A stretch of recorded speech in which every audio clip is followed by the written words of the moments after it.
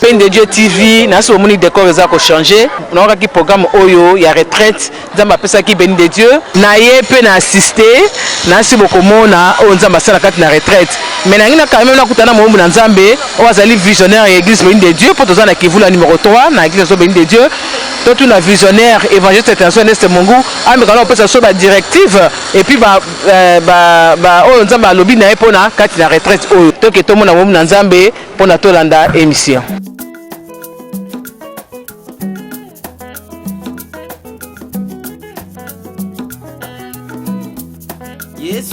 Dans la case église béni de Dieu, en tant que chrétienne, donc un peu programme on a ya retraite, on m'a ça comme recommandation quand il est sur annonce na biso, na penaye, donc tana mo somto quand ko fungula, o za makambo, nzamba des choses cachées on te met la fois passer puisque na monitement nzamba c'est manifeste quand na retraite, il y a un moment nzamba na kati na plateau na biso, ami ko expliquer biso et lo koni ezo de kana kati na béni de Dieu. Bonjour pasteur. Bonjour maman Sylvie Dia. Bonjour na balandi nyonso ya chaîne na biso télévision Béni de Dieu TV. Nzambe na ngai apambola bino. Amen, amen, amen. Pasteur, l'ipambola ça la biso tellement bien. Ngana yambango toujours la bienvenue. Pasteur toza na kati na église béni de Dieu na temple na biso béni de Dieu. Automoni ba te belé ba lali, eza ta répond. Ezala qui retraite quand nzamba pesa ki recommandation na ye que 2 jours tout le Congo slaté décrété qui 2 jours jeudi na vendredi. Mais le réseau comme sangai pendant la semaine 2 jours, mais plein de gens. Pasteur, secret zanini. Secret zali enseignement. Côté Yabatu, la parole.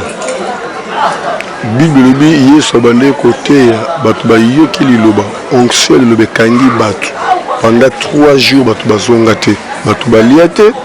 Yesu kutu na pesa hors de balai sa Batu wana. Nzamba lobi na biso 2 jours tous na liboso na ye. Nzambe wana yende mutu apesaka solution, yende mutu apesaka musala, yende mutu apesaka mabala. Alibito za la 2 jours liboso na ye. Siko toke soso wapi? Toke luka sonini. Mutu akangi biso 2 jours, yende apesaka nyonso tokenda ko luka. Donc c'est que après 2 jours, akopesa biso au-delà auto lingo tozo na 2 jours wana. Ndomona biso soto zui ultimatum, soto zui hors mot d'ordre. Toklanda kana ba papa ba mama ba frère ba sœur bilingue ban biso nyonso nomoni pendant 2 jours ba papa ba mama biso nyonso muta bimité muta bougete toza wana 0h 18h 20h ba to ba le ba pemi 0h to bandeli 18h 20h les autres ko to panzana. Donc c'est comme ça que tout tambolaka. Le lezali 2e jour pe dernier jour. Le 2e jour pe dernier jour. Et bande journée. To bandaki mercredi na 0h. Maintenant, c'est le vendredi à partir à 20h. Si on a 4 retraites, on a thème nango vraiment ezalini. C'est vrai que c'était une recommandation venant de Dieu, mais thème nango vraiment ezani na 4 retraites. To retenir ni pasteur. Nzambe a bengi biso pendant 2 jours pour révéler biso ba choses cachées, ba choses angonini. Nzambe lobi monde de ténèbres azo travailler mingi na moya lelo oyo. Ezana bato belé oyo monde de ténèbres abotoli ba diplôme na bango. Abotoli ba mbongo na bango, abotoli mayele na bango. Ezana bana oyo diable azota tetitesse kat na bango baka la ba impoli babanga ba kolote po balakela mabe à partir ya tetitesse wana ya politesse wana. Ezana ba sœur ba ko évoluer bien, diable sabotoli mabala na bango. Donc ezana makambo belé oyo diable sa sali, ba mususu atie ba marque na ba fo na bango. Partout ba ko se retrouver monde ténèbres ayeba kolandela bango. Nzamba benga biso pendant 2 jours oyo pour tout quoi ça misala wana mulili oyo salemaki peut to récupérer nyonso ya biso oyo satana ayebaki koyiba to pe ko botola. Nasi on participer na biso na quelques séances au monde ndenge ba service et salemi. Donc c'est comme ça que cela on ça na biso. Na monde ba service et salemi à solo évangéliste mais loko testinga particularité na kati ya retraite ezali ba sujet ezote pa na yote. Ba sujet te pa ya nzambe yé moko ndazo pesa ba sujet na ye ke boko maboye. Donc intimité na entre yo na nzambe za vraiment ndenge nini. Intimité zali parce que nzambe ndem tabila na musala oyo engai na ndima musala yango et yende akambusaka nga. Donc biso to tambolaka plus na révélation. Ba programme belé salemaka na église la plus de révélation. Lokola nzambe na bengi ngai alobaki na ngai ezana bisika oyo okotambwisa kolanza molimo ona tekata na yo pesa na bisika mususu o ngai moko nzambe na ko intervenir. ndomoni nakopesa sujet de prière bakam solo ye moko nzambe apesi biso sujet de prière parce que yende aza na révélation yende oyo esalemi katikati na biso ndomoni nzambe azosoutenir mosala na ye azotambola na biso elongo nde azopesa biso basujet mosusu oyo ezokomplete bavide na biso. C'est comme ça que tozotambola eza basujet ya bomoto te oyokanisa selo oyo tosala ye moko nzambe nde azodirige opération na ye. Bien aimé dans le Seigneur, quand il y a la béni de Dieu, déjà. Il y a même des gens qui ont déjà témoigné de ça. Avec maman, YouTube, sur place. Vous n'êtes pas un prophète. Mais cette sensibilité spirituelle que vous avez, il y a qu'au décréter l'esprit dans le bateau. Et ça, vous avez vraiment. Non, na kati na badon, na don obini parole de connaissance. Parole de connaissance et ça la que mutu ayoka, et ça la que mutu amona, et ça la que nzamba loba et pas ya mutu intérieurement na ye. Je crois que au monde na bondi pour na garçon na zoka kat na nzamba zoloba que a se comporter ka selon esprit obate kat na ye pour batunyo soba yinaye. Enfin que ba capacité na manifester. Ozomona pour na sero na bondeli. Na zoka mba intercession nzamba otanga esprit moko très méchant na kati na ye. Puis ozomona bakangi ye musika. Il y a encore une maman tozobonda la ye azolala. Tona fixé na azolala moni mbala mo balakisi ye na zamba moko musika na nzete bakangi ye basinga na seti likolo. Donc nazotambola na kati na bonzambe eza na makabo nzamba te kati na nga. Eza na bandeko mosusu na téléphone ya pamba tant tozosolola nazo senti que nous avons l'esprit moko za pembeni na ye. Donc sensibilité spirituelle ezalaka makasi mingi pa na nga. Ya omonaka na ndako ndoki aza songa na koti fo ndoki wana bima. Et même la carte l'église, ceux qui bandoki bazoleka, il faut la sentir que non bandoki bazoleka. Donc nzambe nde apesa ngai sensibilité ya makasi pe discernement d'esprit. Et en entretenir kango kaka na nzela ya ba prière nanga na ba nzela ya sanctification. Moni ngai na la distraction te, na ba camarade te. Eza na banda ko mibale na vandaka na église na ndako na ngai esili. Eza pour mon nanga de gauche de droite, kaka pour ko battre la mo sensibilité spirituelle ona, c'est vraiment important. Tout le monde peut frère Nabiso, tout ça qui a fait passer à frère Aimé, frère Emma, papa Emmanuel, qui a mon koufi. Ça fait plus de 10 jours. Mais le jour où on a dit que ça même a 2 jours. Mais ça fait 10 jours à Zali. Est-ce que bon bien l'église, tu as déjà kende? Non, na garda qui pendant quelques jours, na landeli na monique cette fois ça comme libre, na tika qui est à kende. Mais ba programme est sur l'église. D'abord hier mon quand on qui après qu'on s'en a programme mon côté. Kuta senga qui a servir nzambe na kati na église. Yango tozo lingande andaka ba prière tout à nzambe a orienter biso. Parce que là bato mso azo délivrance à kenda, nzela kenda yebana te tout ça mais biso soko tali moniye, je crois que mon frère Guy Pazali awa ayaka lokolo vimba to lobaka na ya zali awa, ba Saint Antoine zali awa ayaka na lokolo bokele mbaso zali awa, presque ba délivrance Seigneur tout ça là bato belé presque batika la vraiment na kati na église. Donc c'est comme ça que Nzamba azotambwisa biso. Tango Nzambe azosala musala na moto oyo auti bisika na bisika. Anyokami a se retrouver te. Aye nesika oyo a se retrouver azu kimia. Automatiquement il faut atika de nesika on a pour azomona pas chose alaki na ngosoka longwe nesika oyo. Et que pas soit nezongeli a okende wapi. Yango sobona bazo tika la mbala boko esika bazo ki délivrance. Donc c'est comme ça aux yeux de délivrance pour la bande comme ça vous tapez l'église na bango aya yeux de délivrance azongi pe l'église na ye parce que biso nzamba lobaki na biso église na ye ekangamate soko ye na béni de Dieu 24 heures sur 24 heures au coup à porte pour lele toute une équipe d'intercession autour de la basoda basoda wana to kana ba jour to le gardiennage de chaque interfère dans jour na ye de 6h à 12h de 12h à 18h de 18h à l'aube to kabola ndenge wana église ekotika la vérité au du jour au jour to bonde la pour na batu pour na bakai belé comme la rabiso ndenge to organiser musala nzambe na kati na église. De pair avec notre réalisateur le frère Adam Zola Kessé ngana na sila so ba moment fort wana ba bien aimé na so pe baza musika ba ko vivre bah moment où ils ont les kanakati à retraite nabiso c'est vraiment une retraite très chaude quand c'est dirigé par Dieu lui-même et aux années on déni on a un groupe qui Kolanda bah moment fort wana mais il y a pas moment aux Holanda qu'on a distraité la même onction qui opère dans l'homme de Dieu ah ça en cas Kinshasa ils appellent coopérer dans la chaîne YouTube ce qu'on compte dans la prière dans mes pas ça l'homme comme minene mais qu'on bosse dans la tête bah numéro les canacés bengaye pour n'appeler aux aba directif tout mais quand on a moment fort.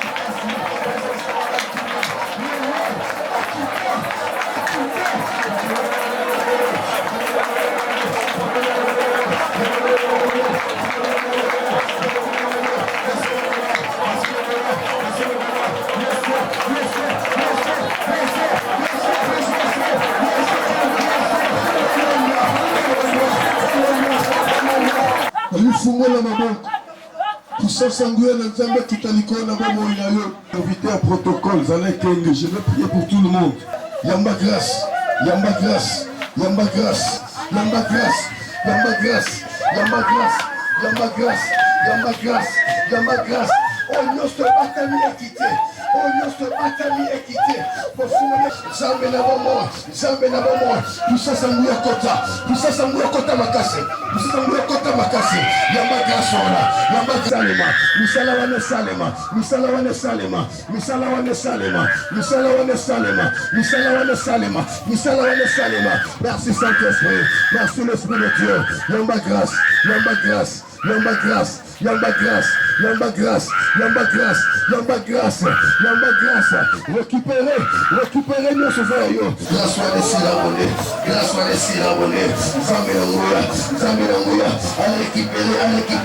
Abungi Sini, Kamata. Récupérer.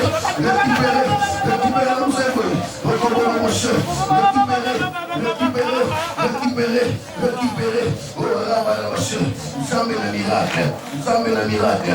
Le flou mon côté à compta, à sa possession. Puissance angoula et compta. Pour le l'éternel salaire Satana. Katina Ntotoyo. Allez, Yabanguyawana.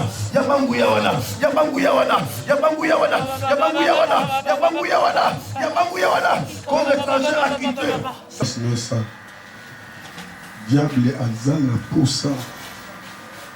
Il y a Kotia Moutouni on a sait. Le comportement de le monde est affiché. Et ça diable. Pour ça diable ils allaient initier na bateau. En fait que batala on a battu Katinaï. Et se manifester, et à la valoriser. Il y a des fungola bateau, il peut coller. Et c'est venu bien combattre la délivrance. D'ailleurs, on a quitté. Puissance, mon gars, ma casse, on a quitté là. Le long, et ça, les manabos pètent parce que les gens ont signé signature. Rien qu'on mette un fin. Il y a mon avis sur cola cette fois-ci. Ngouya ma casse pour l'ato. Les gens ont simbayoté. Parce que nous avons mené à libérer le lolo. Et on a appelé Sinzele Panzamba San et la Malobanaye. Allez, l'atamanangouye, c'est que soit mieux. L'atamanangouye, et ça les manoki. Yo esprit, on y est capable de détruire vie à héritier. On y est capable de comportement, on y est capable de batouba inaye, batouba sepena naïete. naye ko détruire nyonso oyo sali kati na ye pe naye ko benga na yo ale bima na nzoto na ye ale tika ye libre sikoyo tika ye libre parce que kolo na ye nde aye ko rendre ye libre ça noki balusi liboso na ngai ya merci yokomono boshe tika ye libre nazoloba na yo esprit olati nzoto oyo nazoloba na yo esprit opesaka ye caractère na ye kotelemela yo par la foi au nom de Jésus tu dois quitter ce corps na otanga tina 3 quitter nzoto oyo 1 2 puis 3 quitter nalobi ekosalema na bopete parce que kono na milimo na réclame molimo oyo quitter nzoto oyo bima na yebisi yo bima eza ordre nazopesa yo bima tika nzoto nazomona ndenge ozobotama ndenge ozobata oyebika ndenge tala soki chaka bana bashondeke bika bana bakoria 2 rotokomorobo santa bana bakoria 3 rotokomorobo ale kite nzoto oyo merci Saint-Esprit nzambe na bomoi na alliance oyo latisanga naye kodéclare ete nzoto oyo etikala libre esprit oyo azwa possession na kati na nzoto oyo esprit oyo akota mpona kopesa comportement mpona kopesa caractère afin que bato nyonso badéconsidere ye naye kopesa ordre alibere ye yo oyo ye kozwa molimo na yo tika ye na lobi na yo esali kotelemisa ye basali ke azala na ye à l'aise atambola bonne santé nzoka si bazwi molimo na ye omonaki signe wana depuis kala nayebisaki la prière ya butu pe namoni ya mosusu eyeli ngai telemisela ngai ya trouble ekoti parce que pla basalaki bayebaki te ke bakodécouvrir ba bien beyebi te bakodécouvrir beaucoup telemisa ye te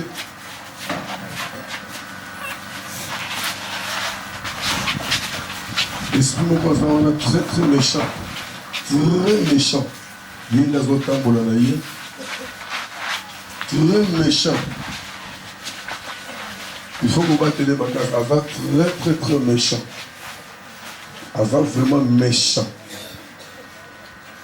akomanifeste force makasi oyo bino bomoni wana ndeka nazoloba boye puissance moko ya somo ezokita ayaya bato bana miso molio bamona ndenge moto ezopela sikoyo tala ndenge moto ezopela bata loboko wana keba simango mpe ndenge abiende kopateli moto moko ezopela tombole likolo yaya eyaya tombole likolo na bibieke aza esprit moko très méchant il faut moyeba vraiment kosimba ye oyo nzambe na bomoi nzambe na nguya telemisa ye azobunda na puissance ya nguya na nzambe yanda babara bashe azobunda na puissance ya nguya na nzambe azobunda na puissance ya nguya na nzambe ozomona makambo ezosalema aza esprit moko très méchant balobi batika ye azala santé malamu azala normal mais esprit oyo azomeme na baniveau moko mpo asala badega moko okokite na mokili esprit méchant oza condamné oyo obéir na bongo na ngai yokanga nabengami na nkombo ya Ernest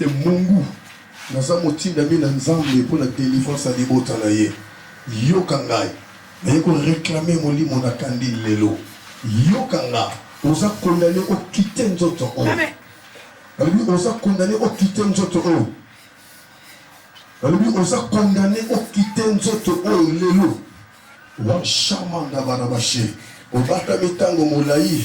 Mais la Bible déclare il y a un temps pour tout, un temps pour toutes les choses. Lelo, les hommes colossaux ont quitté notre oeil. Seigneur n'a pas tenu l'église mobile, n'a pas tenu l'église oeil. Nous avons posé esprit oeil à quel Seigneur mon Dieu. Et si quand oeil à Outa, à le côté, mais à ça la dégâts mon côté. Nous avons tina trois. Alors mon sapio nous avons la tisanaï alliance. Tala alliance nzama latisanga nazo tatonete nazo mekate mais nazo loba o nazo ndima nazo loba o so salima na yebu oza kati nanga na yebu o personne onde ko loba liboso na yo oza condamné o quitter nzoto o na otanga tina 5 1 2 3 4 5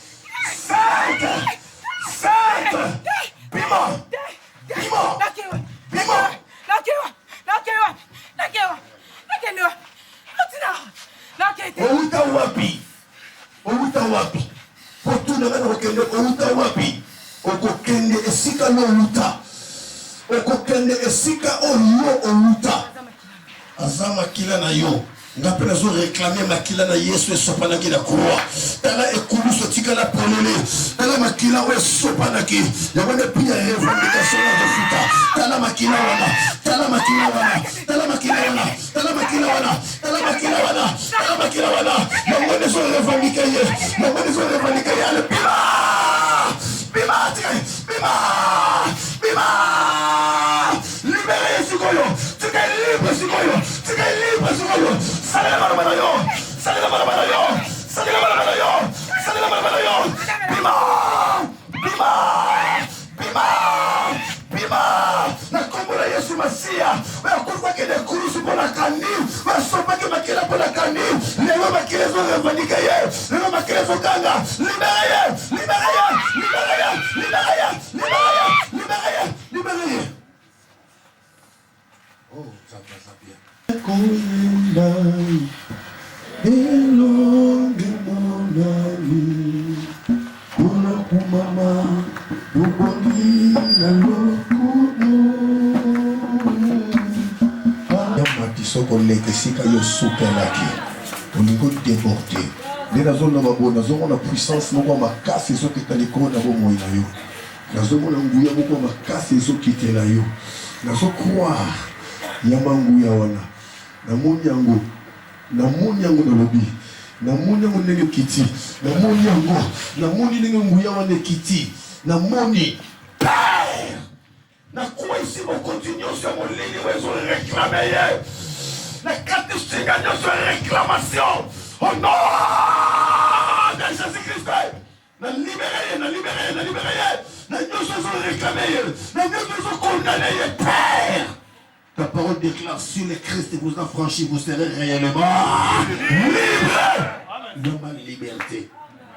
L'homme a liberté. L'homme a liberté. Comment les sika batela qui ont limite les cas sika wala. L'homme les cas limite batela qui ont. Soka mabulu batimo la qui ont. Les cas de miro batonge la qui ont. Katu salangamo. Katu salangamo. Violo. Et qui n'a fin de l'année. Kaka na 4 mois nzamba visiter yo otatu la na miso na makili mokili tatu la bandira nzamba béni de Dieu.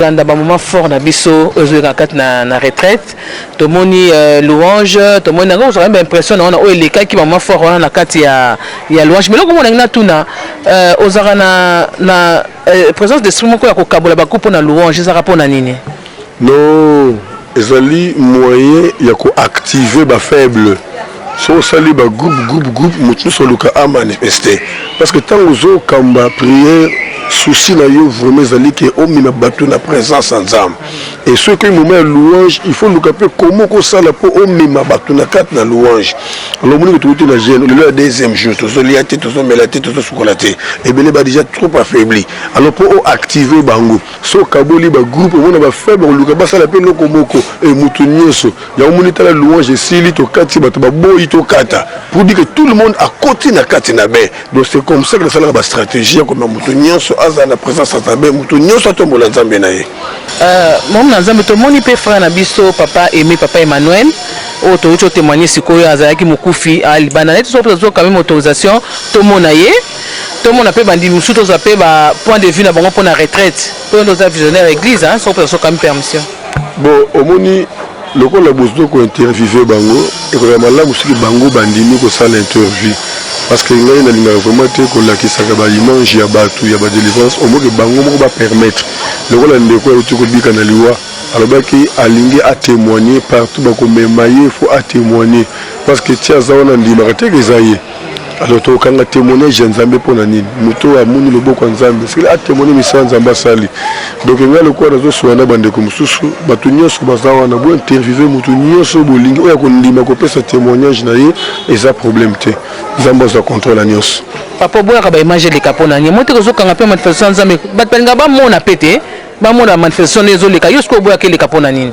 non eza kobatela mpe crédibilité ya bato ti moto azalaki na mobali moko ya butu tout ça bolakisi na télévision bato bayebi yaki na mari de nuit sikoyo mwasi oyo balakisi na mari de nuit mobali mosusu akolinga ye me azobanga ya mosusu esprit wana ekozongela ye omoni kotia mpe tuma libala na ye tolingaka malamu motu ye moko aka na volonté wana ya kopesa témoignage tokolesa image na ye olieke yo ozwi baimage ya bato bandi kolekisa yango ekodétruire crédibilité ya bato to mpe réputation na bango ekozala malamu te yango tolingaka motu ye moko alingi kotémoigner atémoigner bato mosusu bayaka papa kotanga komona nga te bakoloba likambo na nga te donc moto motala ndenge na ye tokobimisa vie ya bato na écran te soki bango moko basepeli te c'est vraiment important ngana tomi tokabwana mpo tokozwa bainterview mpa bato mosusu olobi ni mpona balanda ya Béni de Dieu TV 100% Jésus et puis soki eloko asika ezali ou bien koinvite bango basabone et puis obénir bango oui tozobénir bango butu mpe moi nazopesa merci na baoyo babengaka biso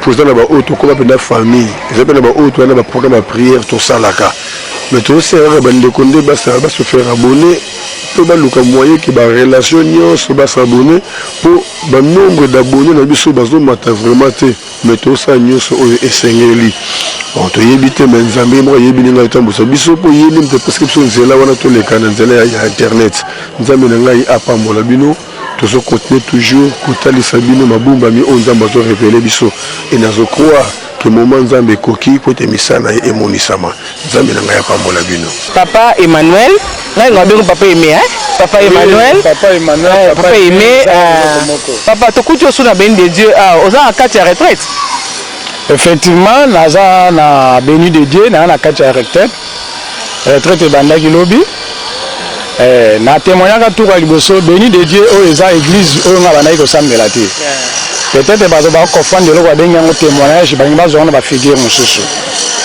nga soki natikali lelo na Béni de Dieu koye mondimi ya Béni de Dieu mpo namoni eloko oyo nzambe ya Béni de Dieu précisément ya pasteur Mungu asaleli ngai namonaki susu place mosusu akokende te vomi atikala awa nabondelaka nzambe na ngai ya solo awa c'est pour cela comme les retraites ebandaki nabi na participer na retraite otina suka na continuer toujours na komona loboko na nzambe tomonaka ozalaka vraiment moribond ozalaki vraiment malade mais lelo naomona nzoto vraiment eza makasi puis pasteur abaki ozalaki na 2 jours mais lelo eza plus de 2 jours 10 jours mais tomona oza en vie effectivement wana ezalaki calcul ya bato ezalaki calcul ya bato ndenge baprogramaki déjà c'est le calcul na bango mais calcul na nzambe te nayaki awa effectivement bato bazocomprendre te nayaki ateki nazalaki ya kokufa bameminga na cercueil te nayaki awa na état moko critique ndenge mpe moto akendeke na hôpital na état critique mais ngai na préféraki naya na église olie nakende na hôpital naye awa avec état na ngai nzambe asali ngai grâce oyo ngai namonaki lelo te yango nazomona namoni ke nzambe ya Béni de Dieu à travers moumbu na ye abikisi ngai nakomi makasi oyo nazalaki nango liboso yango te lelo nazali lelo vraiment naza en force nyonso. Retraite eleki ndeni elo nini ozwi ya motu ya na kati ya retraite? En tout cas retraite ozokoba kaka mais oyo vraiment nga na retiré na part na ngai bien que nano esili te nazwi makambo ya minene et surtout oyo ebengamaki comme babien na ngai ezalaki musika mais tant que tozosambela nzambe azomona omona da nzambe ndenge azofungola yango ndenge mpe nazorécupéré yango naza na foi akondima nsima retraite oyo madame journaliste soki moye kozala zwa ngai lisusu na interview nakoyebisa yo oyo nzambe asaleli ngai omoi te retraite oyo eza particulière basujet ou pas mosala nzambe te moto epa nzambe ye moko azopesa partie de sa prophétie que bosala baprémoi te eza particulier okina baeglise ebele te mais osenti te ke oyo eza vraiment particulier eza basujet oyo akomi yango na papier te porte de forme eglise biso tokendaka moto na nzambe aetale basujet nyonso na papier mais ye azalaka maboko pamba na micro na ye okama kaka azwi inspiration ya sujet moko boye alobi basujet moko ezouta directement na nzambe mpa na ye nde alokitisa yango kati na ye voilà eza retraite moko mpo na ngai na kobenga eza fantastique mpo na ngai oyo nazomona vedi moto atemoignaka nzambe na eloko azosalela kati na ye soki ozotemoigne nzambe te kozala mpasi mingi nzambe abi soki otemoigne yo toyoki soni liboso ebele monene ye mpe akoyoka soni liboso ebele monene il faut kotemoignaka nzambe na eloko azosala nga soki natikali mondimi ya béni de dieu nazala mondimi ya béni de dieu te na oyo nzambe asaleli ngai ya minene na préféré natikala awa nayengayenga lisusu te nayi na baeglise kaka kokɔta obimi okoti me awa natikali filele ya libela okonfirme oyo papa Bumba alobaka nzambe atiko taki effectivement ala nzambe atiko taki nzambe ya mungu aza nzambe atiko taki aza vraiment nzambe atiko taki namoni tiko taki yango lelo Bumba wana koyebisa ngai na ozwaka kaka ndenge wana me ngai mona kitisi le terrain na vivre yango balobaki kende omona okovivre mpo kotémoigner bao baolanda olobi na bango nini bon bao nyonso bazolanda ngai na mosika tout comme na pembeni bahésite te nzambe azali awa soki oza na camp kohésite te komona yango teke eza batéâtre yaka awa komona loboko na nzambe yaka awa na béni de dieu oyo ezwami na veni kivula numéro 3 epai na mosali na nzambe évangéliste Ernest Mungu yaka okomona loboko na nzambe ayela nzambe atiko taki soki oza na tembe yaka nano visite ngai naza exemple ya makambo nazoyebisa bino soki oza na badoute yaka okomona loboko na nzambe azali awa na kati ya église oyo nzambe azali nazosengela bandeko nyonso bakoza mpe na bakaneti ngai azalaki nango kowela na kokende hôpital te pusa nano luka loboko na mosali na nzambe nde akopesa o badirective akoyebisa o nini okosala soit okende hôpital bokende na baséance ya baprière eloko na koyebisa bandeko bazolanda nga na minute oyo yango wana. Merci beaucoup papa Emma nzambe apambola yo. Merci beaucoup. Mon mpe frère Guy afandi awa tonto na frère Guy oh frère na nga bengaka témoignage ye moko afandi awa. Bonjour frère Guy. Bonjour maman. Frère Guy oyebi ke na même na déontologie na biso senga te ke tozala ba sentiment mais nga moko personnellement na moko pour la première fois hein papa même c'est tanganga oyaki na pasi mais on azomona yo vraiment en bonne santé papa. Ah oui, naza en bonne santé na ngolo nzambe nzamba sali bikamo sali makambo ya minene. Jo alboso ya kolata la gomme likolo tezo kota te et vimba lo na mono lati babouche moi likolo koti hein. Ah oui. Mbala liboso na bande kolata kaka la gomme siko na komolata sandal douleur ezala lisusu te nazotambola normal nzamba sali penza. Lelo oza en retraite tomo pe na kata programme en retraite otikali mondima béni de Dieu. Ah oui, makambo nzamba saleli ngai nakoyika kotikala mondimi fidèle ya béni de Dieu pour ceux qui que na meki ko kende gauche à droite et kozala peut-être chute na ngai lisusu makasi nakokika kotikala fidèle ya béni de Dieu. Pour na bato bazuso na nzela ba ko sa kelo kongo seleka so 2 jours hein likolongo evimba ça combien de temps? Bon, et ça dit 6 ans, hein? 6 ans de souffrance, 6 ans vraiment dans la raté, dans la kakabakisi, tout ça là. Le banda na ya ba prière, si qu'on a vraiment la pongi, le rôle moi na bébé. On a la pongi qui m'a amené sous bakisi ya ba douleur té. Comment retambola bien, vianda, tout ça là. Et là, ça qui 6 ans, mais na béni de Dieu, et ça combien de temps pour Estila? Bon, na béni de Dieu, tina bima, na sali 6 mois. Na 6 mois wana ba prière, message peso bimaka. Na premier temps phase ali bosso zala qui a église, ba prière na pasteur. Si ekoko matin moko nzamba lobi oui et comme siko yo tour ya église et ya hôpital. Pardon, na koma okende hôpital, nazaki toujours à cheval entre église et hôpital. Nazaki ndanazo ka traitement na musco na nzoto tellement que maladie ezaki spirituelle et affecta ki pe na nzoto. Il fallait na kende hôpital pour que monganga pe asala part na ye et église nzambe pe asala part na ye. Au côté mamketo la sabatuke okomo tambola. Vraiment bien. Oui, na côté les mains. Il y a Rotikanga. Parce que avant ils avaient boité. Oui. Si on a côté tambola. Avant on a bandé ko sala ba mouvement. Jamais. Oui. Si on a côté vraiment ko sala ba mouvement, on a côté ko tambola, mo ba mouvement pe makasi, na côté ko sala na ngolo nzambe. Au sol on église ozonga na ndako. Oui, na longa déjà en église, na zonga déjà na ndako. On répond peu d'activité na yo. Oui, na répond déjà d'activité, na zappé na mouvement. Nous avons déjà un mouvement. Olobini pour Nzambe, pasteur international, évangile international Ernest Mongo, Olobini pour Nzambe naï. En tout cas, oyo Nzamba sali pour Nangai, na koki ka kozala reconnaissant. Ya liboso na kopesa vraiment merci mingi na Nzambe na oya sali pour Nangai, même église na assistance na bango, église mobimba vraiment et assista kinga na ba moment difficile. Nzambe vraiment asali ya mingi na kopesa kaka merci na zapenza reconnaissant na oyo Nzamba sali linga. Ba Holanda o, na nzela ya YouTube na biso ben de Dieu TV, o baza musika mikila poto, na mikila Afrique, na Congo olobini. Bien na koloba na ba oyo bazo landa ngai, na koloba na bango boye. Ba ngai na komaki na suka. Nzamba lobi esika mayela moto suki nde sika ya yebandaka. Moto nyo surtout oyo azana situation eke ekomisie na suka. Na kopesa adresse moko. Aya esika Nzamba zali Nzamba zo siéger esika wana. Ezali na avenue Kimvula numéro 3. En tout cas, nga na komaki vraiment na suka. Na yebaki le sous-souté nini ya kosala. Toutes les voies ezalaki déjà épuisées pour Nangai. Mais tant on est kosala recours na Nzambe ya béni de Dieu et longo na pasteur évangéliste Ernest Mongo na ba prière les loyo na répondre quand même et sengo nanga izongi quand même. Nga ingoseka. Na koloba na bango vraiment oya mimoni ki akomi na suka na koloba ne vraiment aya ko meka vraiment a ko vivre vraiment miracle.